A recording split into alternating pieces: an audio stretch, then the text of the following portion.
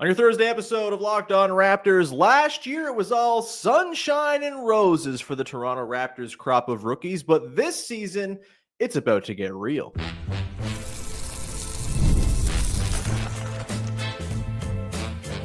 You are Locked On Raptors, your daily Toronto Raptors podcast, part of the Locked On Podcast Network, your team every day. Hey, what's going on? And welcome to another episode of Locked On Raptors, part of the Locked On Podcast Network, your team every day. It is Thursday, August the 28th. And I'm your host, Sean Woodley. I've been covering the Toronto Raptors now for 11 seasons on various platforms. You can find all my work over on Blue Sky. You can find the show on Instagram. And you can join us in the Locked On Raptors Discord server. Link in the description of the podcast. Free to join, but we're talking condiments today, baby. Yeah, it's not just basketball, especially in August. We get to talk about whether we refrigerate our hot sauce or not. It's riveting stuff. Come be part of our listener family. It's the darn best. Today's show was brought to you by our friends over at Monarch Money. Take control of your finances with Monarch Money. Use code LOCKEDONNBA at monarchmoney.com for 50% off your first year. And we're off and running here on a Thursday edition of the show where earlier in the week we talked about Grady Dick, who is a big, important part of the Toronto Raptors second unit this year. But I wanted to kind of turn the attention towards four players who figure to be in the plans for the second unit as well, for whom things are about to get very real in a way they just weren't last season when the team was not especially trying to win basketball games. I'm, of course, talking about the quartet of dudes from the 2024 draft class. You have Jacoby Walter, taken 19th overall in the first round. Jonathan Mogbo, taken 31st overall. Jamal Shead, taken 45th, I'm pretty sure, 46th, whatever, one of those two. And then Jamison Battle, an undrafted free agent. Those guys combined to play roughly a quarter of all the minutes the Toronto Raptors played last season. And based on their low draft standing, what they turned in as rookies was brilliant. It was one of the stories of the season, maybe the feel-good story of a year that did not have a lot of them. And it really was like this, wow, like the 2024 draft. Is this the new 2016 draft where they've completely changed the franchise on the fly? I'll get in today why I don't think that's the case. Like, I think, the quality of the guys they got in the draft back in 2016 pretty clearly supersedes this group of players. But I do think there's a lot to like with this group of players, in particular, a couple of them who I think stand to have big seasons this year. But overall, I do think that the fun times are over, essentially, for the rookies of last year. They're coming into this team this year with they're not going to play 25% of the minutes combined. I can promise you that, barring some catastrophic injury luck. Those guys are going to have lesser roles. They're going to play fewer minutes than they played as rookies, and there's going to be heavy competition for all of them. All of Walter, Shead, Mogbo, Battle are going to be in some form of competition for minutes with guys at similar positions, with similar skill sets, or just sort of in competition with themselves and their own skill sets and whether or not they're actually conducive to modern basketball. And we'll get into what these guys are now and what they will be down the line, and sort of where they have to, what they have to do to get there to really kind of stick in the league. But I want to run through what all these guys are up against in terms of their competition coming into this year. Again, last year, Jamal Shead was just like the go-to backup point guard, started some games here and there, and was just like heavily relied upon for a whole lot of minutes and a whole lot of games for a second-round rookie. Jonathan Mogbo started some games at center, filled in admirably for moments, and then kind of got demoted, then found himself back in good favor by season's end when things weren't really serious anymore.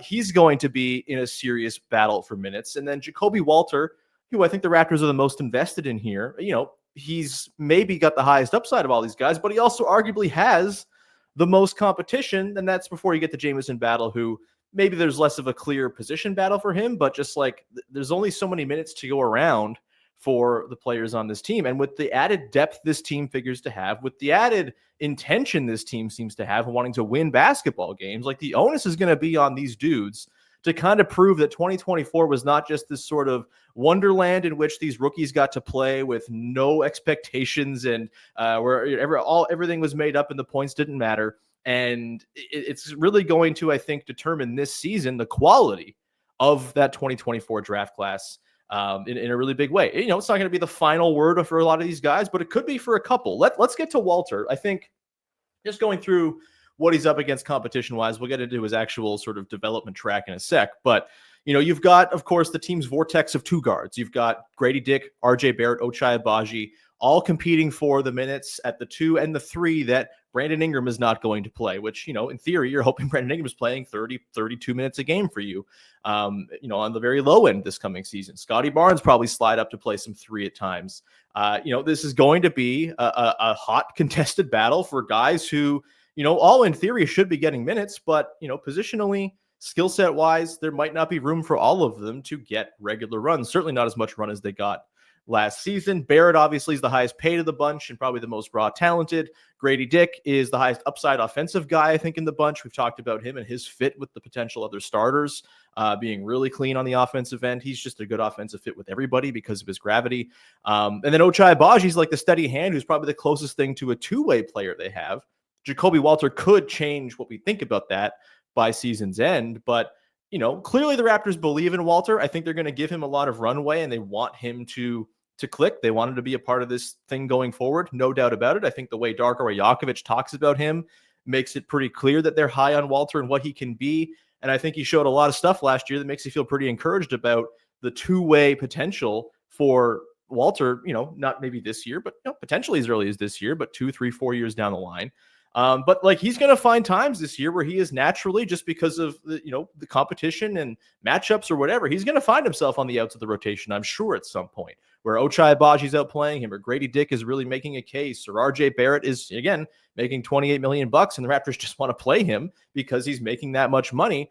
Like there will be times, I'm sure, where Walter is not getting a whole whack of minutes in games and he's going to have to carve out, you know, little pockets within the opportunities he gets to kind of get back in the good graces. That's all part of being a young player, being part of, you know, someone who's trying to develop from the kind of raw toolsy player he was last year into what he can be. But he's got to be ready for like heavy competition. He's not just going to be handed minutes like these rookies were last year. You go to Jamal Shead, I mean, he's maybe got, you know, sort of the firmest hand on his position of anyone that we're going to talk about here. Like he just feels like he's slotted in as the backup point guard for this team. But this is always a team that is prone to, you know, maybe kind of skirting the rules of typical backup guard play. And they might just not play a backup point guard all the time, right? Like I'm not super convinced that, you know, if Quickly is going to, you know, probably play 30, 32, 34 minutes a game, like that's not a lot of minutes left over for him, for Shead to kind of fill in. That's like 14 minutes a game. And I do think there will be times where they just don't run a second point guard and it's, you know, Quickly staggered in with bench guys, or it's Brandon Ingram getting a chance to run the offense. Or I think there's going to be a lot of RJ Barrett with the second unit being the nominal point guard, like we saw at times last year, where you get to kind of have him flex his creative muscles as a pick and roll ball handler that he kind of flashed some stuff with last year. He's not going to get much room to do that with the starters, presumably. So maybe you make him your de facto backup point guard.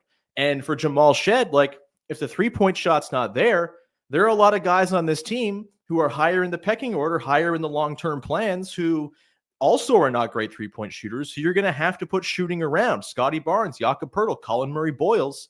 And if Shead can't shoot threes, if he's, you know, struggling the way he did to close last year after showing some really nice signs early on, then his fit and sort of place within the team gets pretty interesting. And he, like Jonathan Mogbo, who we'll talk about here next, both of these guys go into this year playing essentially for their contracts. They are both on the same 3-year rookie deal as second-round picks that they signed after the draft last year, but the third year is a club option. And we've seen the sort of cruel world of roster churn in the NBA enough over the last handful of years where it feels like 1,000 guys have played for the Toronto Raptors. Like teams will move on from these guys if they're not providing real value or they feel like there's a place they can get more value out of a roster spot.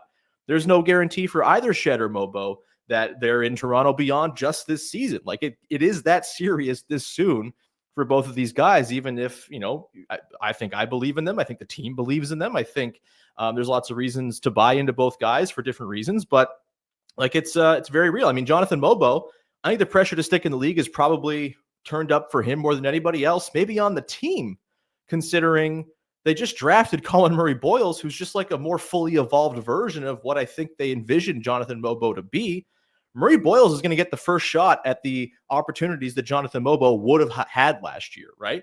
Like, I think they'll find ways to play him. I think his defense is certainly something that can get him on the floor, but if he's just not at all able to do some of the things that we'll talk about a little bit later on with him, I mean, he's just going to quickly find himself pretty buried in the rotation behind Scotty Barnes, behind Colin Murray Boyles.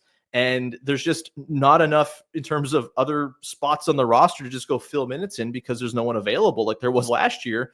This coming year, they're just a deeper team with more functional NBA players and guys who are going to need minutes.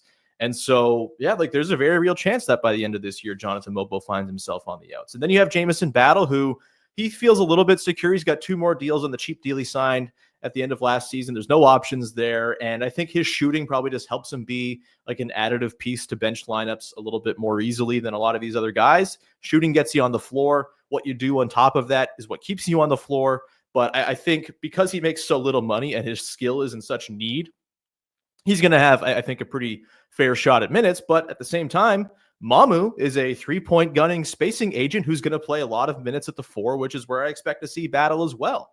It's a lot of competition for these guys, and it's not going to be this thing where they get all this runway to fail like they did last year. You hope they got their growing pains out early and that you go into year 2 and they're ready to kind of contribute to winning. And if they're not, they're going to find themselves like in serious trouble when it comes to, maybe not like never playing in the NBA again. I'm sure these guys will get shots elsewhere, but like being on this team long term, it went from very fun, very happy-go-lucky to, oh, wow, this is serious very quickly for, I think, at least Shead and Mogbo and maybe Battle. I think Walter, again, is a little more entrenched, but like things are going to get real. We're going to come back on the other side. We're going to talk about Jacoby Walter and Jamison Battle, the 2 guys who I think are pretty entrenched and not going anywhere at the end of this season, barring some catastrophic results. We will talk about what they are and what they got to do to stick around long-term coming up in just one sec. Today's show is brought to you by our friends over at Monarch Money. Most people can't name all their financial accounts or even what they're worth, whether it's 401ks, properties, or investments. You don't have a full picture. You can leave money on the table, and you don't want to be doing that, especially in today's world where money, you got to have it, man. It's just kind of a sad, grim reality of the world. That's why Monarch Money exists. It's an all-in-one personal finance tool that brings your entire financial life together in one clean, easy-to-use interface on your laptop or your phone. Monarch Money is built for people with busy lives. If you're putting off organizing your finances, hello, that's me. I don't like doing admin whatsoever. Monarch is for you. Monarch does the heavy lifting so you can link all your accounts in minutes, see clear data visuals, get smart categorization of your spending, and finally feel in control of your money without ever touching a spreadsheet. I sometimes I have many jobs, many positions, many places that I draw income from as a freelancer. Sometimes I forget that I got paid from somebody, and Monarch Money can help me say, oh yeah, direct deposit from this place you did some work for 6 months ago. Yeah, it's a wonderful thing for someone as scattered as me. Don't let financial opportunities slip through the cracks. Use the code LOCKEDONNBA at monarchmoney.com in your browser for half off your first year. That's 50% off your first year at monarchmoney.com with the code LOCKEDONNBA. Back at it here on your Thursday edition of Locked On Raptors. Talking rookies, I guess sophomores now. Sophomore bump or sophomore slump. There's a stupid little game we can play someday.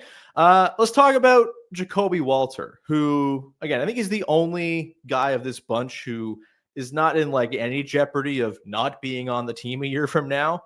I think they're pretty invested in Jacoby Walter. And I think the stuff he showed in the back part of last season makes it pretty understandable why. He, I think, flashed some serious two-way potential. And maybe not as a thrilling offensive player who's running your offense in moments or whatever, but guy who can be additive on both ends of the floor. Absolutely, I think that is there for him. And the back part of the year, I think, showed off a lot. He's the only rookie of anyone on the team last year, of the 4 guys who played the 25% of the team's minutes. The only one whose on-off differential was positive last year. They were 2.1 points per 100 possessions better with him on versus off. And they still lost the minutes when he was out there by a couple points per 100. But as a rookie, if you have a positive on-off differential, that to me is a glaring green flag. Love to see that. He's the 5th best on-off differential of any regular on the team last year, behind Jakob Poeltl, Scotty Barnes, Emmanuel Quickley, and the plus-minus god that was Chris Boucher. He's just I think a guy who helps you win games. He's just an effective winning player, or at least projects to be that. He's still very raw, lots to be molded here, but he's on that track. I think he's already got a chance to be like a really good defensive guard as early as this season. I think we saw it in Summer League. Of course, the 7-steal game against the Nuggets is what stands out. But even going back to last year, I think his readiness on defense was so far beyond what I thought he was going to be. And I've talked about this before. He is just like a wildly different player than I thought he was when I was evaluating him before the 2024 draft. I thought he was very much just kind of like gunner pilled and was going to be sort of like a one-way heater off the bench type guy. And it like could not be further from that in terms of what he looks like he can be once he, again, grows into his body, grows into his own skill set, understands where his bread is buttered and all of that. But the defense, man, the footwork is awesome. As a rookie, you could see it picking guys up full court. He's long. I think he's going to be able to guard 1s, 2s, and 3s pretty comfortably. And like to have him as this like long, gangly dude to throw on lead guards, like that is a really nice luxury, especially if someone's kind of cooking you. You need a little bit of extra length to just sort of corral somebody. I think Walter's going to be the kind of guy who can do that. I think, when I think about him, to me, he feels like the type of guy that the Oklahoma City Thunder would be extremely into. I know they didn't draft him in 2024, but like he feels exactly like the kind of nasty point of attack defender that the Oklahoma City Thunder have made their whole plane out of. And I think that is like very much like an achievable sort of archetype for Jacoby Walter. And then you factor in the offense. Look, the offense, I think, is well behind the defense right now.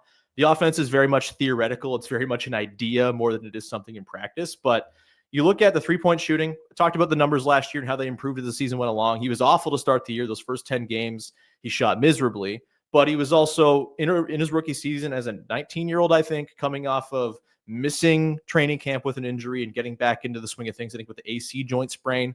And then if you take out the first 10 games of his season, 39% from three for the rest of the year from there on out for Jacoby Walter. And I think that goes in line with what people thought his shooting would look like coming out of college. Even though he didn't shoot well in college, his numbers going back to high school and just like the high degree of difficulty of the looks he took with Baylor all suggested this guy can be like a movement shooter. This guy can be an off-ball three-point ace. And I do think he's headed that direction. 39% over the course of half a season is not nothing. It's not everything. Certainly, it's a small sample still. These things take a long time to normalize, but encouraging that he did what the scouts who believed in him thought he might do in the NBA from three-point range. I also just really love his shot distribution. 32% of his looks come at the rim, 78th percentile at his position per clean the glass. The problem is he only finished 48% at the rim, which is like sub Jonathan Mogbo, sub Grady Dick, like sub RJ Barrett last season, who really struggled from the rim. Like he's got to be better at the rim, full stop. Solid free throw rate last year. Probably hope he can take that up towards the very good range where he was occupied as a college player. But I think with that sort of threes and shots at the rim diet, I mean, that's what you want in a additive fourth or fifth option type player. And I think there's some mid-range stuff there to tap into as well. One of the more intriguing numbers for me from Jacoby Walter's rookie year was 47.1% on pull-up twos. Small sample, about half an attempt a game, maybe one attempt a game, but still 47.1% on pull-up twos is nothing to sneeze at for a rookie. And I think you see it when he gets into that mid-range. He's very composed. I think he gets to that shot very smoothly. His release looks clean. He looks square. He looks comfortable. I think that's a shot that is something they're going to try to massage along. All told on the year, 37.4% on catch and shoot threes, 22.6% on pull-up threes, which isn't great. But again, some good stuff from pulling up from the mid-range.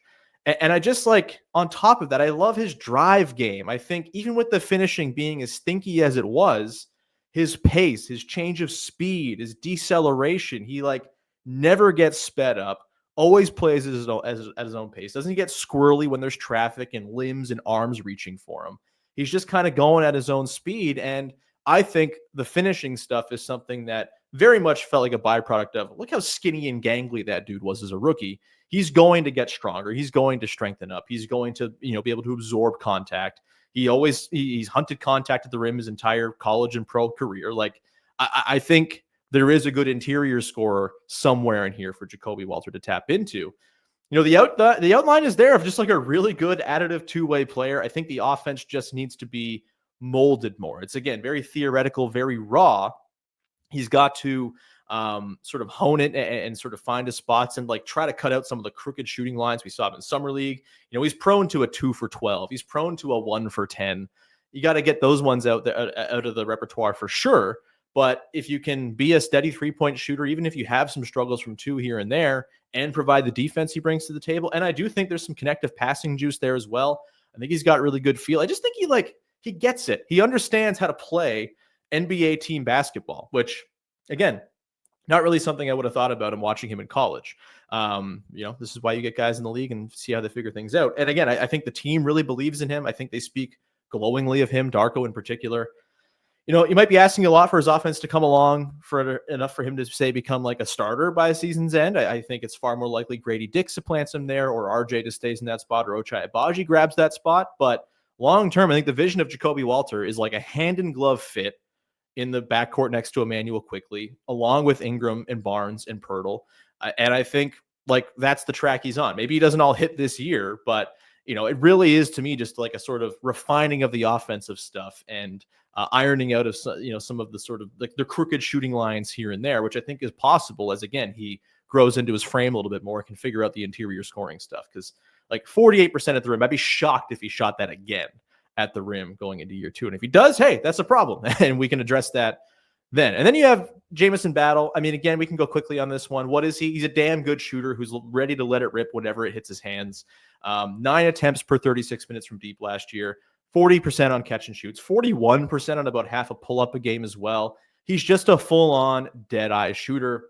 He's just got to keep doing that. And I think he very much kind of fills like the Isaiah Joe type role. Not to invoke more Thunder guys, but, excellent 3-point shooter who doesn't take too much off the table, at least in regular season environments defensively. We saw some moments last year where he was able to put the ball on the deck, step into a mid-ranger, find the next pass in the sequence. Didn't get totally bullied on defense. He's at least big. He's like 6'8", 6'9".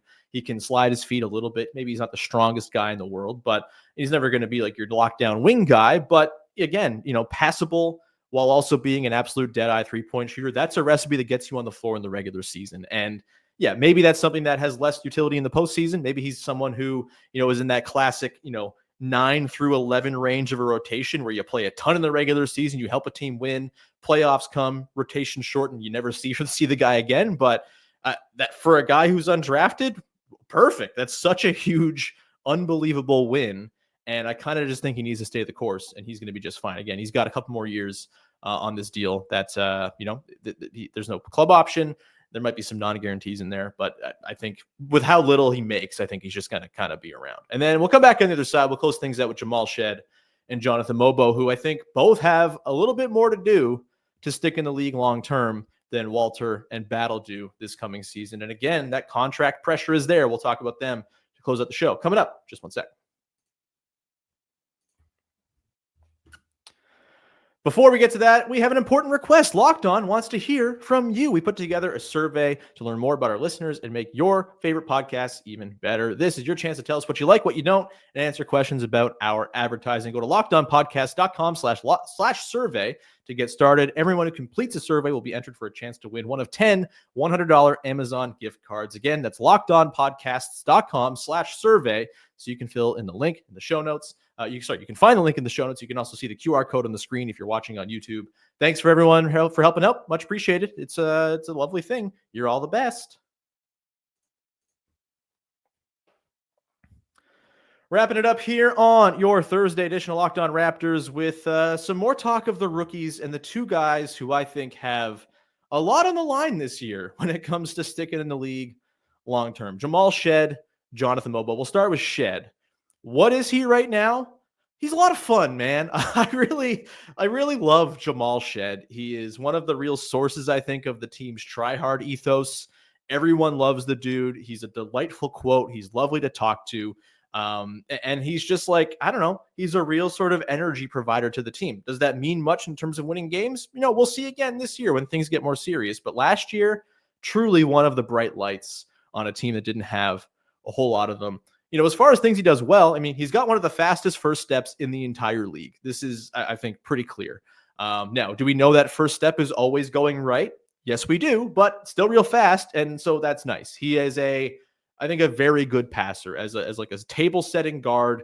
You couldn't really ask for much more. 2.5 assists to 1 turnover for a guy who, is asked to run the offense quite a bit. I think he has some pick and roll juice. Maybe not so much as a scorer. Last year as a pick and roll scorer, just 0.75 points per possession. That speaks to the lack of a pull up jump shot. Maybe the sort of predictability of him going right, the floater being a little bit hot and cold.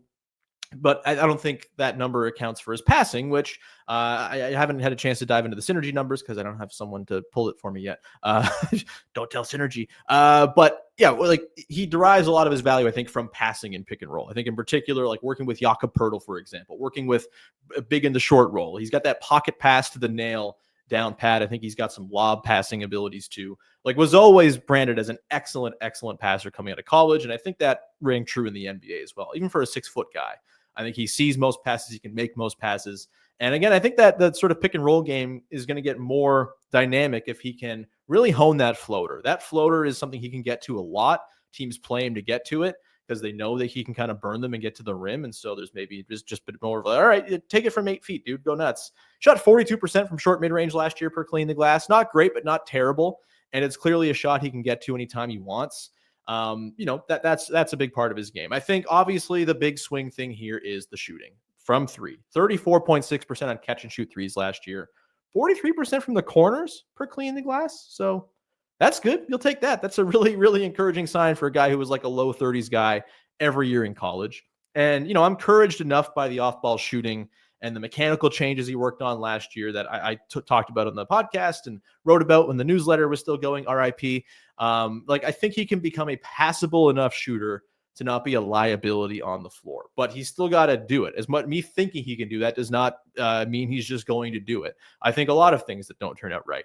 I think, but like it's so clear. It sucks that this is what things get boiled down to for role players in the NBA because I find it much less interesting. But if you can't shoot, like it's just the path to regular minutes gets a whole lot harder, especially again on a team that has a lot of guys who are going to benefit from having space around them.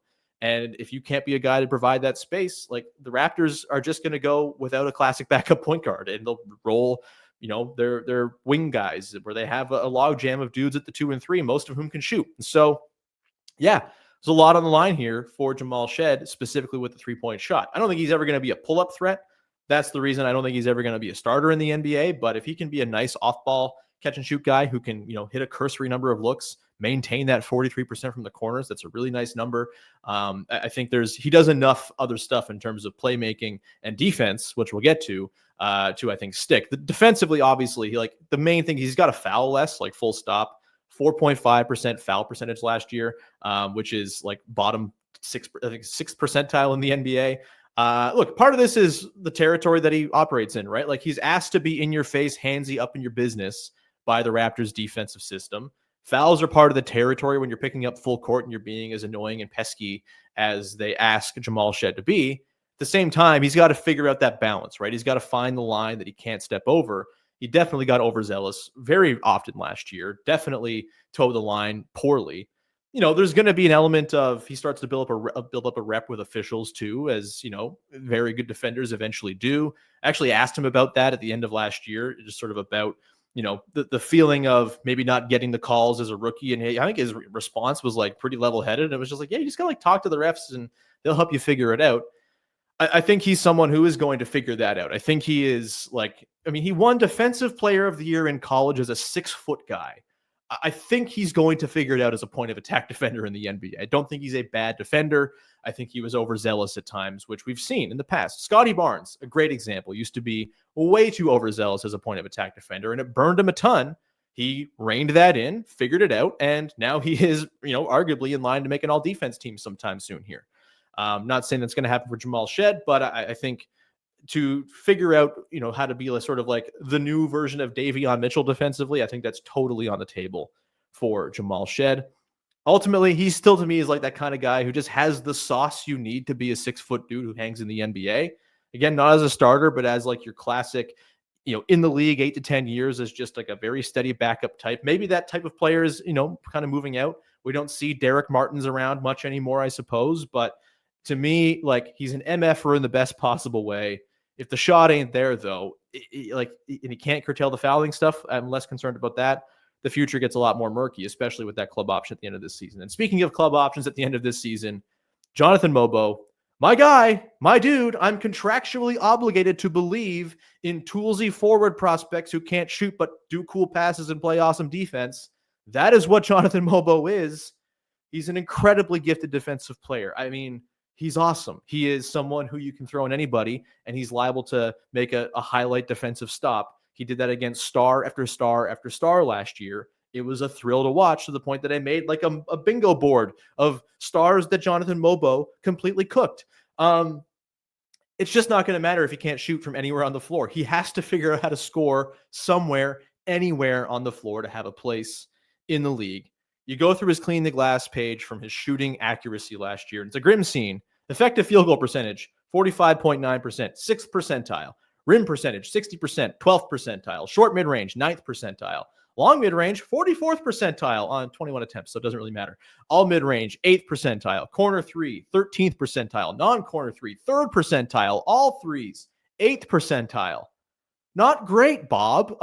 He's just got to figure out somewhere where he can butter his bread offensively. I think the most likely place is working in the short roll, getting that floater game going and getting that quick drive and finish game going. And we saw a lot last year of a really encouraging sort of crossover package he has in close that can kind of leave guys spinning even in close quarters.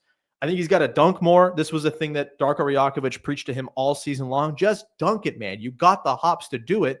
And by the end of the season, he was doing it more. We saw him as a vertical finisher a little more often as the season progressed. He led the team in dunks, which is great. We love this. Another reason why I'm contractually obligated to forever support Jonathan Mogbo until he's no longer on the team. But if he's not going to figure out how to score from somewhere on the floor, and again, this was the thing he did in college. Like, he was unstoppable from 6 feet and in. He would just put everything in. He was shot like high 70s, like 80% from inside 6 feet. He was incredible. Didn't miss a thing. He's just got to get back to that in the NBA, which is no easy task because he's up against NBA athletes and not San Francisco Dons opponents, right? So there's no guarantees here by any means, which breaks my heart. But, you know, like, the defense and passing are there enough that I think if there's just like a smidge of offensive utility scoring wise, he's going to find himself. Maybe he's never going to be a starter, but could he be like a gadget player, a sort of 8th, 9th man in a rotation who you use as a defensive specialist for moments, a small ball 5 option who can, lob dunk and switch for you if you really want to go switch heavy, which Raptors got a lot of guys who can switch. Maybe that's the thing they want to do and a sort of tactic they can deploy, specifically with Jonathan Mogbo led lineups. Like, again, he easily feels like the guy from the 2024 rookie class who is the most likely to not be on the team a year from now or to wash out of the league entirely. But you can't teach the defensive tools he has. The passing is genuinely very good. His assist rate, like, off the charts for a guy of his position as a rookie. We'll see. I'm rooting for it big time because, again, he's a prospect designed in a lab for me to stan, but I'm under no illusions that it's going to be a surefire thing that Jonathan Mogbo is on this team long term. The friendship aspect with Scotty Barnes, even involved. Like, I just don't think that's going to matter if he can't score better than 60% at the rim or can't figure out how to shoot a floater. We're going to leave it there. Thank you so much for rocking with the show. As always, we'll be back again next week after the Labor Day weekend for our final week of just 3 shows a week. We'll have Big V on the show. We'll get Katie Heindel back, all that good stuff. And then after that, we're going to head into a series of shows talking with the other Locked On hosts of teams covering the East. I recorded one with Tony East from Locked On Pacers yesterday. Very good times. And so we'll have those start to filter out in the coming weeks as well. Vivek's going to sub in for me a couple times too because I'm going on a little trip with my family. But we'll be fully here with you starting daily again September 8th. Please follow, subscribe, rate, review, tell a friend, all that good stuff. Always appreciate it when you support the show. Back again after the long weekend. Have a great long weekend, everybody. Thanks for hanging. Bye-bye. Wow, terrible.